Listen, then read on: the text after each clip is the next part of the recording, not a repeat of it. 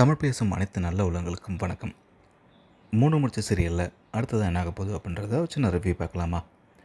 So Sun TV பொறுத்த வரைக்கும் பரபரப்போட உச்சத்தில் கடந்த சில மாதத்தில் பார்த்திங்க அப்படின்னா ரசிகர்களையே அடுத்து என்ன நடக்க போகுது அப்படின்னு எதிர்பார்க்க வச்ச புலம்ப வச்ச ஒரு சீரியல் அப்படின்னா அது 3 முடிச்சு தான். எதனால் அப்படின்னா இருக்கிற எல்லா கேவலமான வேலையையும் செய்கிற ரஞ்சித்து அவனை நல்லவன் மாதிரி காட்டிக்கிட்டு ஒரு குடும்பத்தையே நம்ப வச்சான்.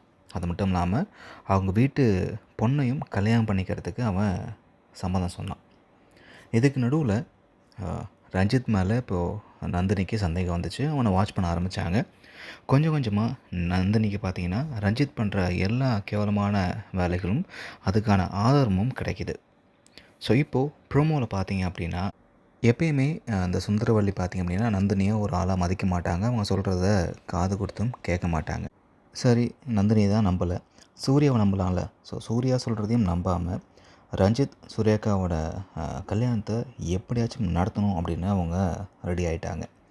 இப்போது கல்யாண நாளும் வந்துடுச்சு.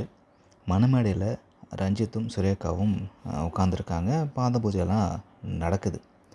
ஸோ இன்றைக்கி எபிசோட் ப்ரோமோவில் பார்த்தீங்கன்னா திடீர்னு ரஞ்சித் தாலி கட்ட போகிற நேரத்தில் சூர்யா தாலியை பிடுங்கி தள்ளி விட்டு ரஞ்சித்தை செம்மையாக வெளுக்கிறாரு.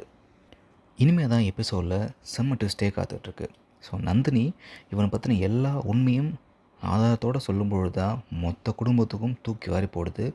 ஆனால் வசமாக சிக்கிட்டோம் அப்படின்னு ரஞ்சித்து சூர்யாக்காவை துப்பாக்கியை வச்சு மிரட்டுறான். அப்போது எதிர்பாராத விதமாக நந்தினியை சுட்டுட்டான். இன்றைக்கி எபிசோடு பார்த்திங்கன்னா ரொம்பவே பரபரப்பாக இருக்க போகுது. பார்க்கலாம் என்ன ஆக போகுது அப்படின்றத.